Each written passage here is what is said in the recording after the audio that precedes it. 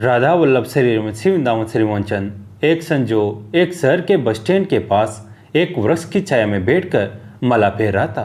एक अंग्रेज बस से उतरा और बाबा के पास जाकर बोला, ये आपके हाथ में क्या है? बाबा ने अंग्रेज के कंधे पर बंदूक देखी और पूछा, ये क्या है? अंग्रेज ने कहा, ये मेरा हथियार है। बाबा बोले, ये मेरा हथियार है। अंग्रेज बोला, ये आपको किसने दिया? बाबा बोले, ये बंदूक किसने दिया आपको? अंग्रेज बोला, मेरी सरकार ने दी है। बाबा ने कहा, ये माला मेरी युगल सरकार ने मुझे दी है। अंग्रेज बोला, ये क्या काम करते हैं? बाबा बोले, तेरा हथियार क्या काम करता है? अंग्रेज ने ऊपर पेड़ पर बैठे पक्षी को गोली मारी और वह पक्षी तड़पता हुआ नीचे गिर गया और बोला, यह काम करता है मेरा हथियार।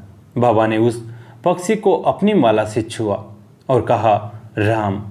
वो पक्षी उड़कर अपने स्थान पर बैठ गया। बाबा बोले, मेरा हथियार यह काम करता है। एक बार राधा जी के मन में कृष्ण दर्शन की बड़ी लालसा थी।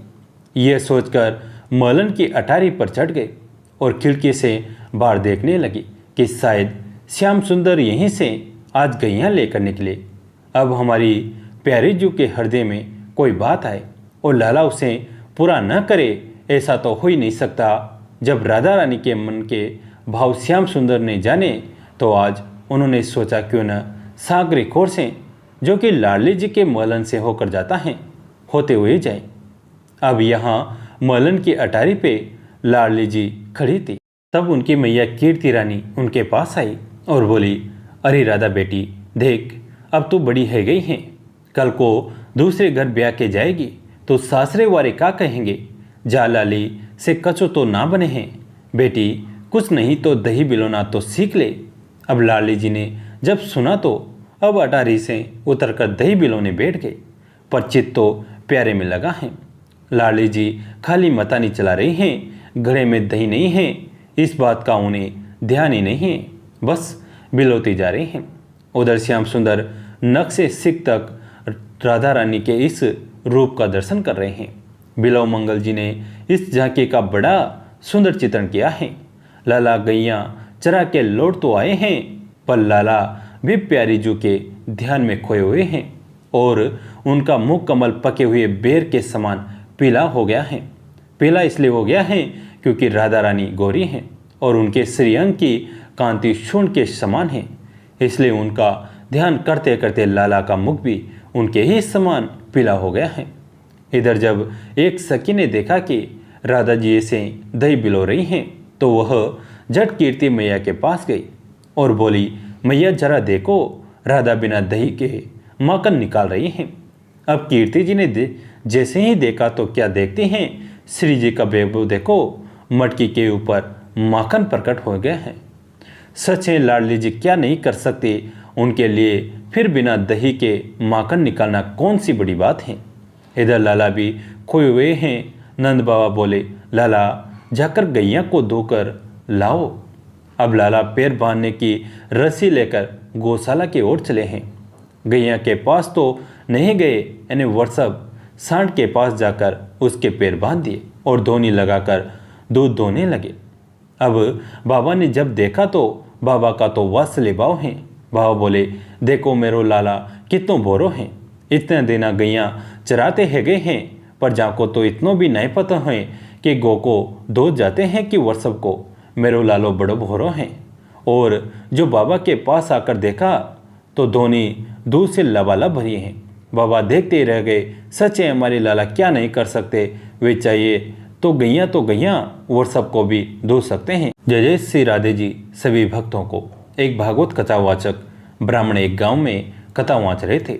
उस दिन उन्होंने नंदलाल कन्हैया के सौंदर्य, उनके आभूषणों का बड़ा मनमोहक वर्णन किया। उधर से गुजरता एक चोर भी कथा सुनने बैठ गया था। उसने जब आभूषणों के बारे में सुना तो उसे लालच आया। उस दिन की कथा समाप्त होने पर पंडित जी को खूब दक्षिणा मिली, जिसे गठरी बनाकर हो लिए चले। जरा सुनसान में पहुंचे तो चोर सामने आ गया। उसने पूछा कि ये श्याम मनोहर कृष्ण कहाँ रहते हैं, मुझे उनके घर से गहने चुराने हैं, पता बताओ। पंडित जी डर गए, उन्हें अपने सामान का भय हुआ। सो उन्होंने बुद्धि लगाई और कहा कि उनका पता मेरे झोले में लिखा है। यहाँ अंधेरा है, थोड़ा उजाले में चलो तो देख के बताऊंगा।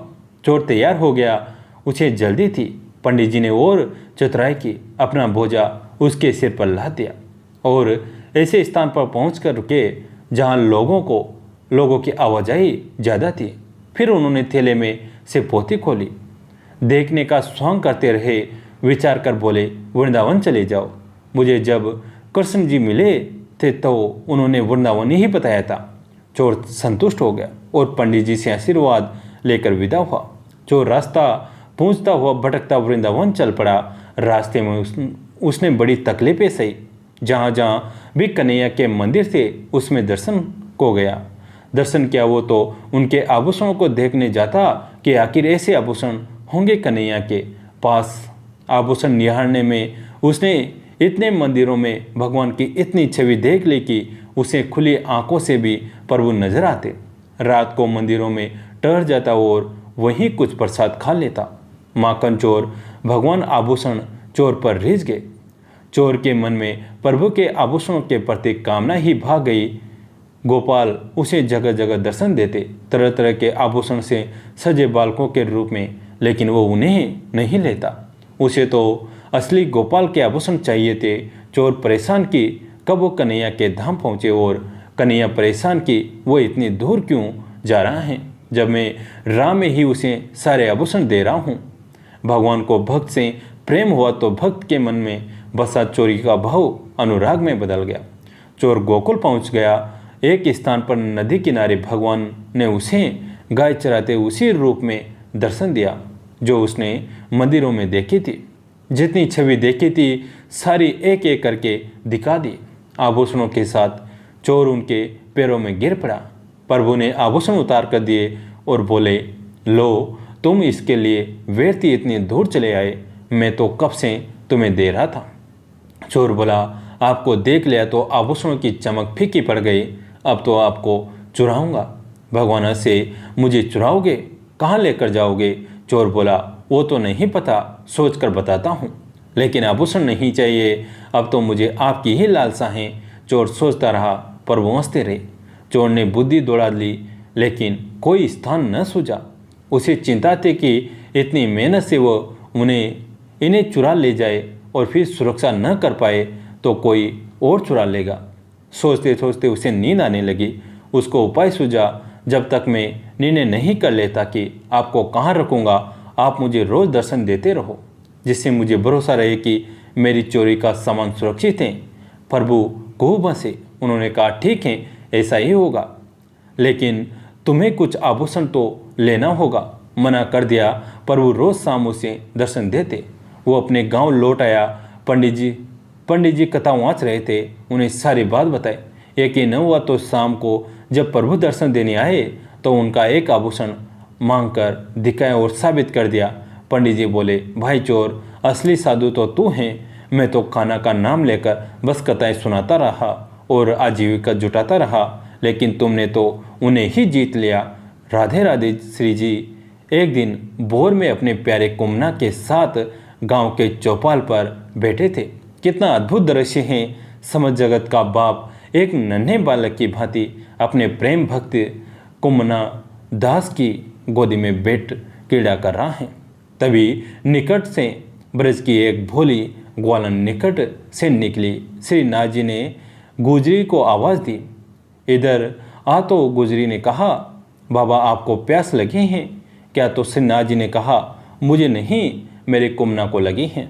श्रीनाथ जी कुमनदास को प्यार से कुमना कहते हैं। कुमनदास जी कह रहे हैं, श्री जी मुझे प्यास नहीं लगी है। तो श्रीनाथ जी ने गुजरी से कहा, इसको छाछ पिला। जैसे ही गुजरी ने कुमनदास को जो छाछ पिलाई, पीछे से श्री जी ने उसकी पोटली में से एक रोटी निकाली और कुमनदास जी ने देख लिया। श्रीनाथ जी ने गुजरी से कहा, अब तू जा। बोली ग्वालन बाबा को छाछ पिलाकर अपने कार्य को चली गई। गुजरी के जाते ही कुमनदास जी ने श्रीनाथ जी से कहा, श्री जी आपकी ये चोरी की आदत गई नहीं। तो श्रीनाथ जी ने आधी रोटी कुमना को दी और आधी रोटी आपने ली। जैसे ही कुमनदास जी ने ली तो श्रीनाथ जी ने कहा, अरे कुमना, तू चख तो सही। तो कुमनदास जी ने एक निवाला लिया और कहने लगे, बाबा ये कैसा स्वाद है। तो श्रीनाथ जी कह रहे हैं कि ये गुजरी जब रोटी बनाती हैं तो मेरा नाम ले लेकर बोलती हैं, तो इसमें मेरे नाम की मिठास भरी है। बाबा अब तू ही बतला, इस प्रेम भरी रोटी का आरोग्य बगैर मैं कैसे रह सकता हूँ। ये भोली गुजरी लज्जावश श्री मंदिर में मुझे ये सूखी रोटी पवाने तो कभी आएगी नहीं, इसलिए बाबा मैंने खुद ही चुरा ली। धन्य हो आप प्रभु, धन्य हो। श्री गोवर्धन नाथ जी की जय हो। जय जय श्री राधे। कैसी लगी आज की कथा? अगर अच्छी लगी तो अपने दोस्तों के साथ, फैमिली के साथ शेयर करें। कहानी अंत तक सुनने के लिए आप सभी का तहे दिल से धन्यवाद। राधा वल्लभ श्री वृंदावन श्री वंचन। मैंने सुना है एक सूफी फकीर के आश्रम में प्रविष्ट होने के लिए 4 स्त्रियां पहुंची। उनकी बड़ी जिद थी, बड़ा आग्रह था। ऐसे सूफी उन्हें टालता रहा, लेकिन एक सीमा की टालना भी असंभव हो गया। सूफी को दया आने लगी, क्योंकि वे द्वार पर बैठी ही रही, भूखी और प्यासी, और उनकी प्रार्थना जारी रही कि उन्हें प्रवेश चाहिए। उनकी खोज प्रमाणिक मालूम हुई तो सूफी झुका और उसने उन चारों की परीक्षा ली। उसने पहली स्त्री को बुलाया और उससे पूछा, एक सवाल है, तुम्हारे जवाब पर निर्भर करेगा कि तुम आश्रम में प्रवेश पा सकोगी या नहीं, इसलिए बहुत सोचकर जवाब देना। सवाल सीधा साफ था। उसने कहा कि एक नाव डूब गई है, उसमें तुम भी थी और 50 थे। 50 पुरुष और तुम एक निर्जन द्वीप पर लग गए हो। तुम उन 50 पुरुषों से अपनी रक्षा कैसे करोगी, यह समस्या है। एक स्त्री और 50 पुरुष और निर्जन एकांत। वो स्त्री कुंवारी थी, अभी उसका विवाह भी न हुआ था, अभी उसने पुरुष को जाना भी न था।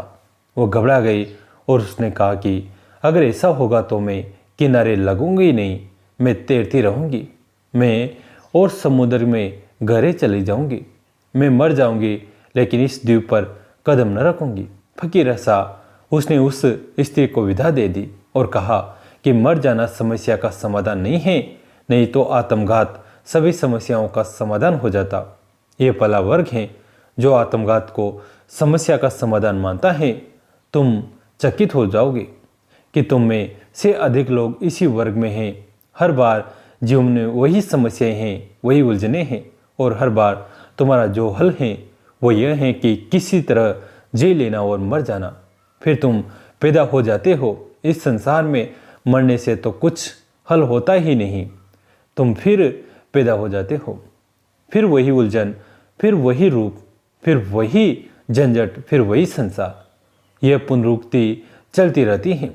ये चाक घूमता रहता है। तुम्हारे मरने से कुछ हल न होगा। तुम्हारे बदलने से हल हो सकता है, मरने से हल नहीं हो सकता। मर कर भी तुम ही रहोगे, फिर तुम लौट आओगे, और अगर एक बार आत्मघात समस्या का समाधान मालूम हो गया तो तुम हर बार यही करोगे।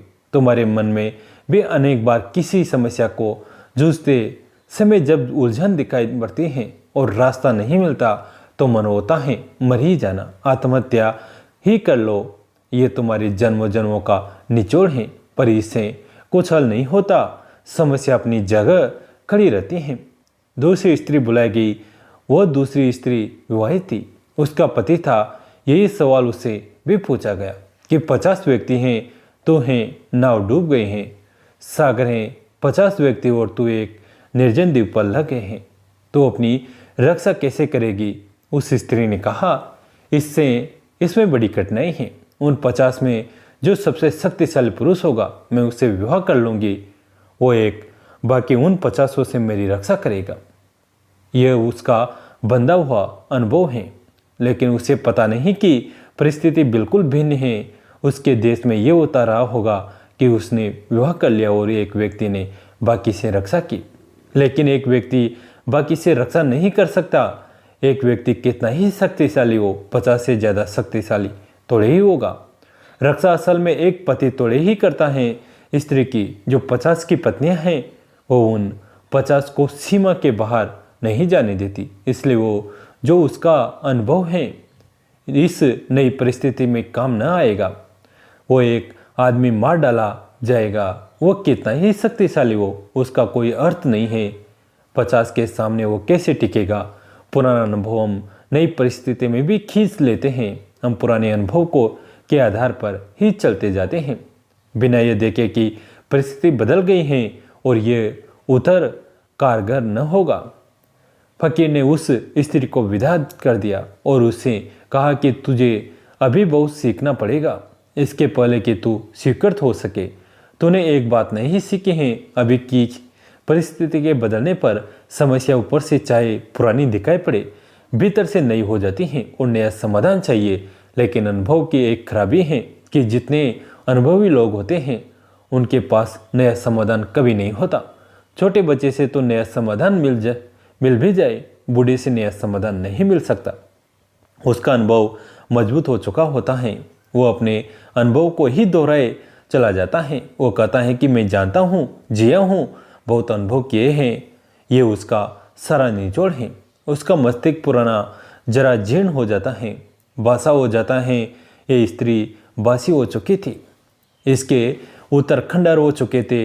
इसको ये बोध भी न रहा था कि हर पल जीवन नई समस्या खड़ी करता है और हर पल चेतना को नया समाधान खोजना पड़ता है। इसलिए बंधे हुए समाधान लकीरें और लकीरों पर चलने वाले फकीर काम के नहीं हैं। रूढ़िबद्ध उत्तर काम नहीं देंगे। यहाँ तो सजगता चाहिए, सजगता ही उत्तर हो सकती है। वो स्त्री भी अस्वीकार कर दी गई। तुम्हें से बहुतों के उत्तर बंधे हुए हैं। कोई हिंदू घर में पैदा हुआ है, कोई मुसलमान घर में पैदा हुआ है, कोई जैन घर में पैदा हुआ है। तुम्हारे पास बंधे हुए उत्तर हैं। जैन का एक उत्तर है, मुसलमान का एक उत्तर है, हिंदू का एक। तुम उन बंधे उत्तरों को खोजे जा रहे हो। महावीर को विदा हुए 2500 साल हो गए। 2500 सालों में सारी समस्याएं बदल गई, संसार बदल गया, आदमी के होने का ढंग बदल गया, आदमी की चेतना बदल गई। तुम पुराना उत्तर पीटे चले जा रहे हो। तुम ये भूल ही गए हो कि अब ये समस्या नहीं है जिसके लिए तुम्हारे पास समाधान है। समस्या समाधान में कोई तालमेल नहीं रहा। भेद बड़े प्राचीन हैं। हिंदू अगाते नहीं है, ये घोषणा करते कि हमारी किताब सबसे ज़्यादा पुरानी है, लेकिन जितनी पुरानी किताब उतनी ही व्यर्थ। पुरानी किताब का मतलब यही है कि अब वो दुनिया ही नहीं रही जब किताब लिखी गई थी। अब वे प्रश्न नहीं रहे, अब वे उलझने नहीं रही। जिंदगी रोज नए ढांचे लेती है, नए रूप, नए रंग। गंगा रोज नए किनारे को छूती है। पुराने किनारे छूट गए और तुम पुराने नक्शे लिए घूम रहे हो। तुम्हारा गंगा से मिलन नहीं होता क्योंकि गंगा नई होती जा रही है। तुम्हारे पास पुराने नक्शे हैं। गंगा ने जिन जमीनों पर बहना छोड़ दिया, तुम वहाँ के नक्शे लिए हो और वहाँ जहाँ बह रही हैं अभी इस क्षण, वहाँ तुम्हारे नक्शे ही वजह से तुम नहीं पहुँच पा रहे हो। कभी कभी बिना नक्शे का आदमी भी पहुँच जाए, पर पुराने नक्शे को लेकर चलने वाला कभी नहीं पहुँच सकता। उसके लिए भी बड़ी भारी अड़चनें हैं। वो दूसरी स्त्री विदा कर दी गई, तीसरी स्त्री बुलाई गई। वह एक वेश्या थी और जब फकीर ने उसे बताया कि समस्या यह है कि 50 आदमी हैं, तुम हो, नाव डूब गई, एकांत निर्जन द्वीप पर होगा, तुम अकेली स्त्री होगी, समस्या कठिन है, तुम क्या करोगी? वो वेश्या हंसने लगी। उसने कहा, मेरी उलझन में आता है कि नाव है, 50 आदमी हैं, एक स्त्री में हूँ, फिर नाव डूब गई है, 50 आदमी और मैं किनारे लगे हैं, निर्जन द्वीप हैं, समझ में आता है, लेकिन समस्या क्या है? वेश्या के लिए समस्या हो ही नहीं सकती। इसमें समस्या कहाँ है, ये मेरी समझ में नहीं आता। और जब समस्या ही न हो तो समाधान का सवाल ही नहीं उठता।